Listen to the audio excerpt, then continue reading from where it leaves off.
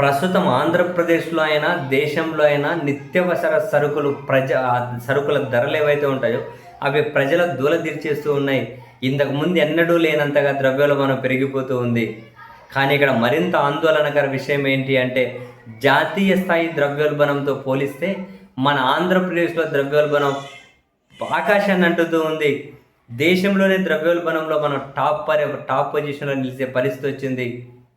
తాజాగా SBI research నివేదిక కూడా ఏపీలో ద్రవ్యోల్బణం టాప్ అంటూ తన నివేదికను వెల్లడించింది. ఎస్బీఐ రీసెర్చ్ నివేదిక ఏపీలో గత 5 నెలలుగా నిత్యావసర సరుకులు మండిపోతూ ఉన్నాయి.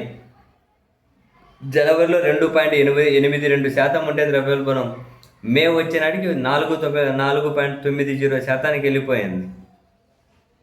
ఇప్పుడు చూడండి, అదే జనవరిలో దేశంలో 2.74 ఉంటే ఆంధ్రప్రదేశ్లో ద్రవ్యోల్బణం 2.82 ఉంది.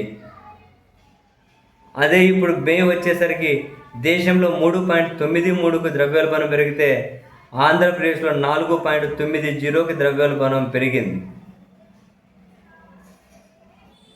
అంటే నిత్యావసర సరుకుల ధరలు మండిపోవడంలో ఆంధ్రప్రదేశ్ టాప్ ఉంది, ద్రవ్యోల్బణంలో టాప్ ఉంది. ఆంధ్రప్రదేశ్ తర్వాత స్థానం అస్సాము, ఒడిషా అట.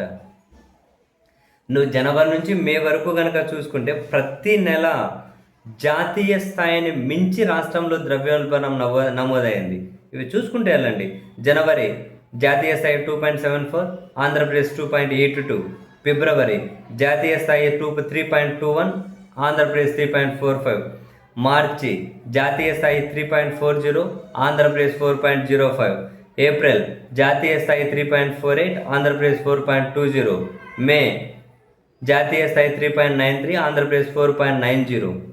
ఎట్లా ప్రజలు నెట్టుకొచ్చేది? ఇంతకుముందు జగన్మోహన్ రెడ్డి గారి హయాంలో చంద్రబాబు గారు, పవన్ కళ్యాణ్ గారు వీళ్ళ మీడియా తమ్ముళ్ళు బాధుడు అని తిరిగారు. ఇప్పుడు బాధుడు ఒకసారి కాదు, 4-5 వరుసలు ఇంతకుముందు ఒక వరుసే మడత పెట్టి బాధేవాళ్ళేమో, ఇప్పుడు 4-5 వరుసలు మడత పెట్టి పీపుల్ విమానం మొత్తం మోగిస్తూ ఉన్నారు. ఇంత ధరలు దారుణంగా ఉన్నాయి. కానీ ప్రభుత్వ ప్రయత్నం ఏమన్నా ఉంటుందా? ఆ ప్రయత్నము ఉండదు, ఆలోచన చేయరు. ఎందుకంటే ఇప్పటికే సంపద తగ్గిపోతుందని చెప్పి సృష్టించడం చేత కావట్లేదు. అసలు చాలా ఆశ్చర్యకరం.